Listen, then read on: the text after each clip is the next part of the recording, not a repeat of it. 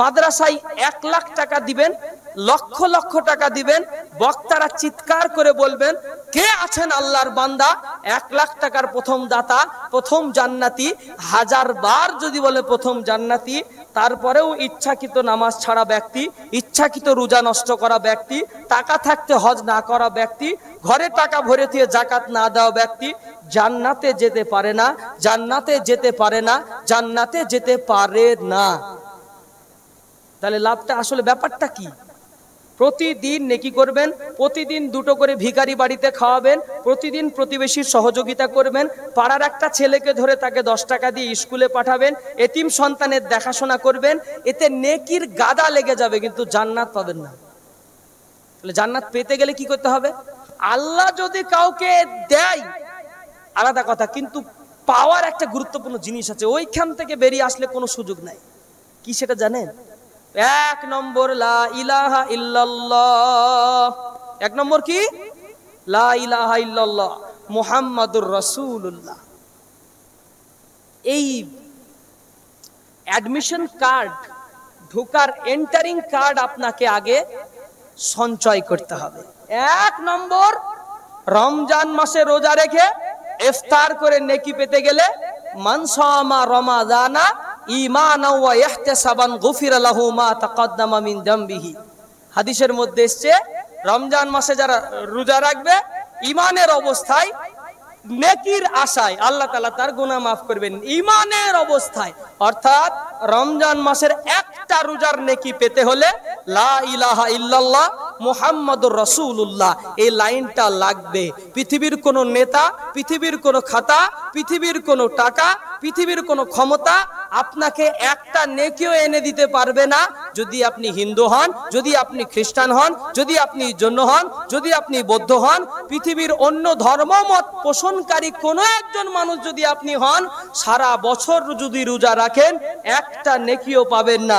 নেকি পাওয়ার জন্য লাগবে লা ইলাহা ইল্লাল্লাহ মুহাম্মাদুর রাসূলুল্লাহ। যারাই পড়েছে লা ইলাহা ইল্লাল্লাহ মুহাম্মাদুর রাসূলুল্লাহ তারাই নেকি পাবে।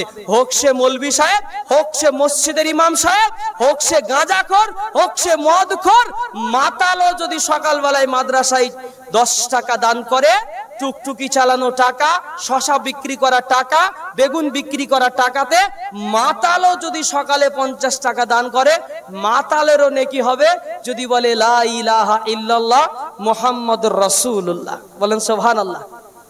এ কি দামি কথা, বুঝতে পেরেছেন? কত দামি জিনিস এই সেন্টেন্সটা। হোয়াটস দ্য ভ্যালু, এর দাম কত? ভাইজানেরা আমার, যুবক ভাইয়েরা, যে যেখানে আছেন প্রত্যেকে আহ্বান করছি এই গুরুত্বপূর্ণ কিছু আলোচনা শ্রবণ করার জন্য। আমি আপনাদেরকে কিছু এই গুরুত্বপূর্ণ টিপস এন্ড ট্রিক্স দিয়ে যাব, যেগুলো অবশ্যই অবশ্যই আপনার আমার দৈনন্দিন জীবনের অত্যন্ত কার্যকরী হবে। অনেকে এখনো হয়তো জবাবটা পুরোপুরি পাননি, অনেকে এখনো হয়তো জবাব পাননি। তাহলে কি আমার জীবনের দান, আমার জীবনের নেকি, আমার জীবনের জানাজা যদি জাহান্নামে যেতে হয় তাহলে কি বেকার যাবে? না না না না না। আল্লাহর কোরআন বলে ফামাইয়ামাল মিসকালা যাররাতিন খায়রান ইয়ারা ওয়া মাইয়ামাল মিসকালা যাররাতিন শাররান ইয়ারা।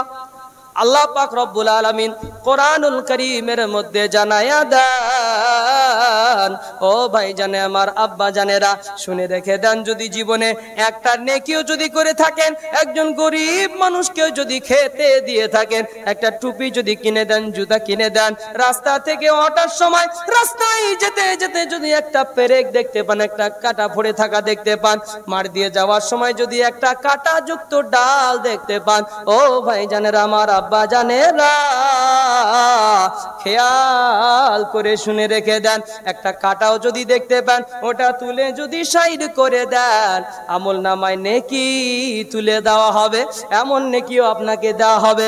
এমন নেকি রাস্তায় চলতে চলতে একটা ইট পড়েছিল, আপনার মনে বড় ব্যথা লাগলো। একটা হিন্দু যাক চাই, মুসলমান যাক, খ্রিস্টান যাই, বৌদ্ধ যাক, তাই যাবুন তাই যাক, এ রাস্তা দিয়ে মানুষ হেঁটে যাবে, মানুষ মোটর সাইকেল নিয়ে যাবে, গাড়ি নিয়ে যাবে। আমি যদি এই ইটটাকে সরিয়ে দিই তাহলে উপকার হবে, ভালো হবে।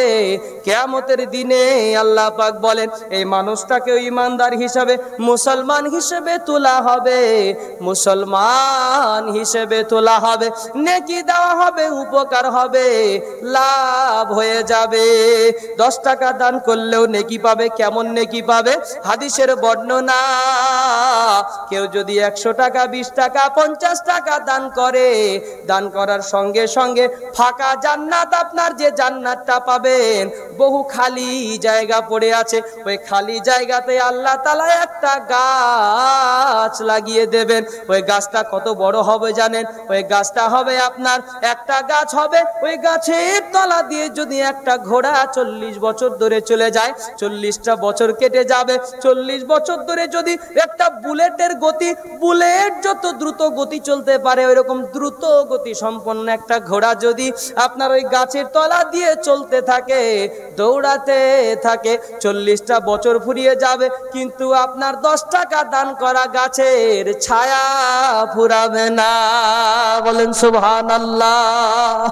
এত দামি কাজ হয়ে যাবে, তারপরেও কেন জাহান্নামে যেতে হবে? আল্লাহ পাক বলে, বান্দা রে, যেইগুলো অল্প করলেও জান্নাত পেয়ে যেতা, যে কাজটা করলে দান না করলেও জান্নাত পেতা, ভিখারিকে না খেতে দিলেও জান্নাত পেতা, মাদ্রাসায় দান না করলেও জান্নাত পেতা, ওই কাজটাই তুমি করো নাই। অর্থাৎ বান্দা শুনে রেখে দাও, 1 নম্বর লা ইলাহা ইল্লাল্লাহ মুহাম্মাদুর রাসূলুল্লাহ, 2 নম্বর তুকিমুস সালাত, নামাজ কায়েম করা, 5 ওয়াক্ত নামাজ, এটাকে বলা হয় ফরজে আইন। 5 ওয়াক্ত নামাজটা পড়া ফরজে আইন। 5 ওয়াক্ত নামাজ না পড়া ব্যক্তি দুনিয়ার সমস্ত ভালো কাজ করলে নেকি তার আমল নামায় জমা হয়ে যাবে, নেকি তার আমল নামায় জমা থাকবে, নেকি থাকবে একদিকে, ও থাকবে আর একদিকে জাহান্নামে, জাহান্নামে থাকবে। তাহলে কি নেকি গুলো মার যাবে নাকি? না না না। ফামাইয়া আমাল মিসকালা দাররাতিন খায়রান ইয়ারা, না না না, নেকি তো মার যাবে না। কোথায় যাবে? বলে শুনে রেখে দেন, এই সাদা জামাতে যদি রাস্তায় চলতে চলতে কাদা লেগে যায়, নোংরা লেগে যায়, কি করতে হবে বলেন?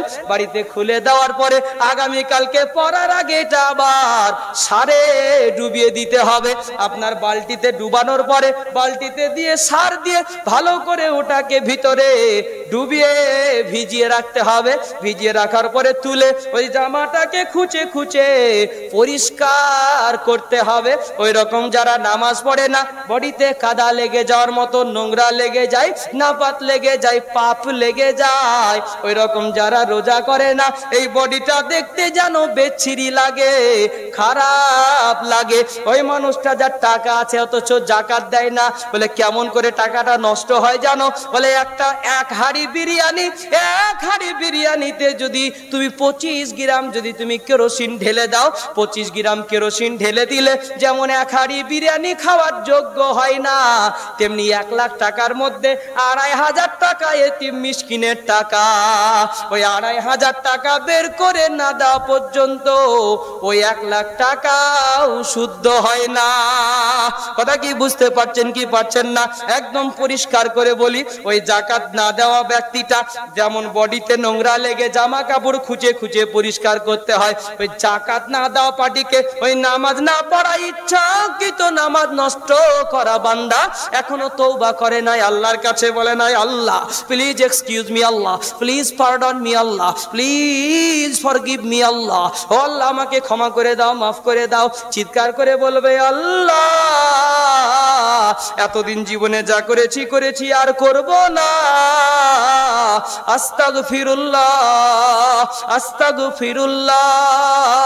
চিৎকার করে করে বলে যদি আল্লাহর দিকে ধাবিত হয়, নামাজ পড়া শুরু করে দাও, রোজা যদি শুরু করে দাও, টাকা পয়সাটা যদি জাকাতটা ঠিকভাবে আদায় করো, তোমার শরীর থেকে নোংরা গুলো সারের যেমন সার দিয়ে খুঁজে পরিষ্কার হয়ে যায়, তেমনি বডি থেকে নোংরা গুলো পরিষ্কার হয়ে যাবে, জান্নাতে চলে যাবে।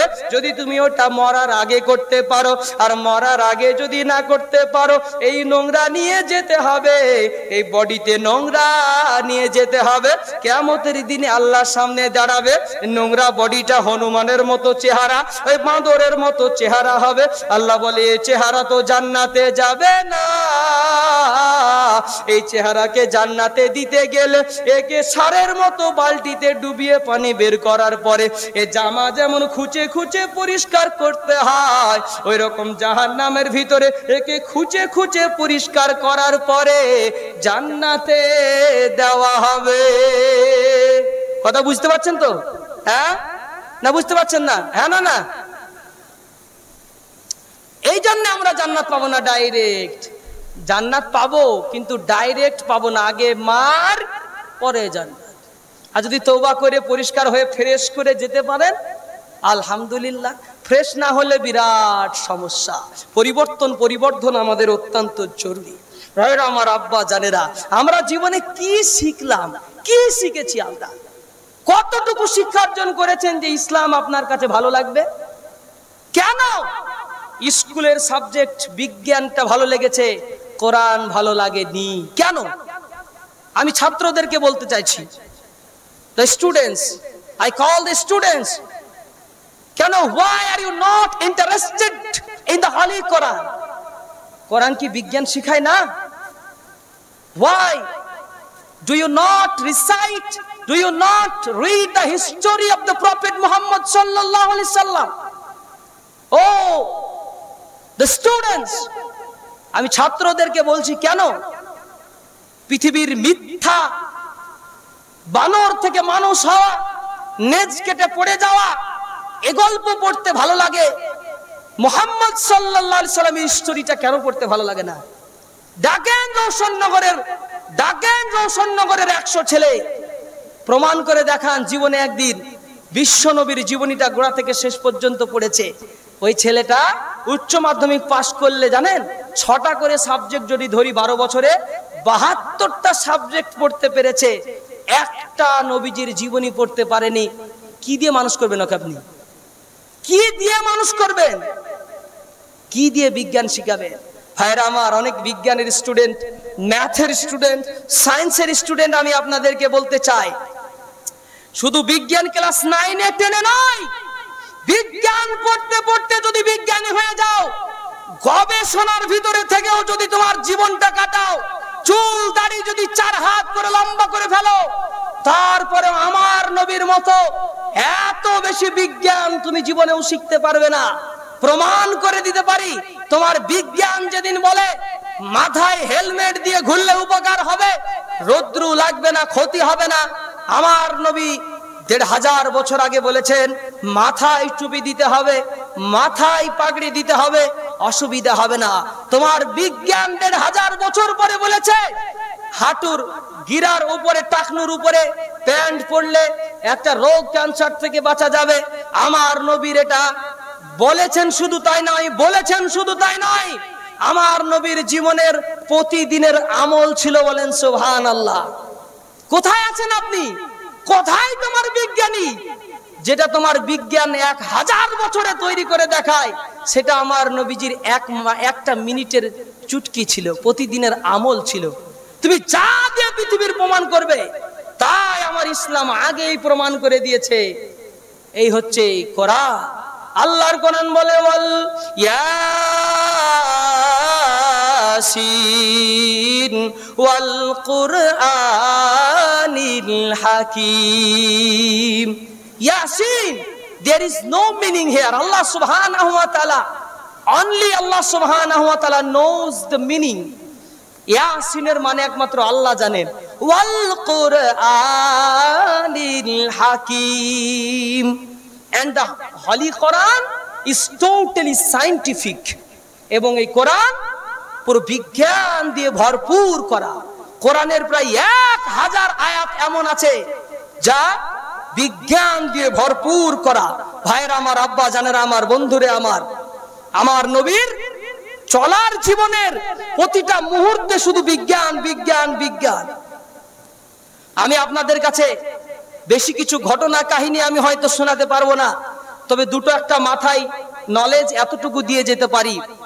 বলেছে ভিন্ন ধর্মমত পোষণকারী অর্থাৎ হিন্দু, খ্রিস্টান, জৈন, বৌদ্ধ, তারা সবাই মিলে বলে the Muslim community are uneducated, বলছে মুসলমানরা অশিক্ষিত, আর মুসলমানরা বলছে মৌলবীরা অশিক্ষিত। এই দুটো দলকে কি করে পার করবেন আপনি? ভাইরা আমার, আজকেই জুমার নামাজের পরে একজন ব্যক্তি আমাকে বলছে যে আমার ছেলেটাকে আর বাংলা টাংলা পড়াবো না, ভাবছি এবার মাদ্রাসায় ভর্তি করে দেবো, কোরআন টোরআন পড়বে। কি বুঝলে? বাংলা পড়ানো ছেড়ে দেবো, যে কোরআন পড়াবো। ওই বাংলা পড়ানো, ইংরেজি পড়ানো ছেড়ে দেওয়া ছাত্রটা মাদ্রাসায় হাফেজ হওয়ার পরে কোনো মূল্য আপনি দিবেন না। তখন দিবেন যখন ছেলেটার মধ্যে আপনি যতটা ভালো দিন বুঝেন, যতটা ভালো দুনিয়া বুঝেন, পার্থিব জগতের শিক্ষা আপনার কাছে যা আছে তার চাইতেও বেশি যদি ওই ছাত্রটার মধ্যে থাকে, ওই মৌলভী সাহেবের মধ্যে থাকে, তবে আপনি প্রাধান্য দিবেন, তাছাড়া প্রাধান্য আপনি দিবেন না। এটা আমরা জানি।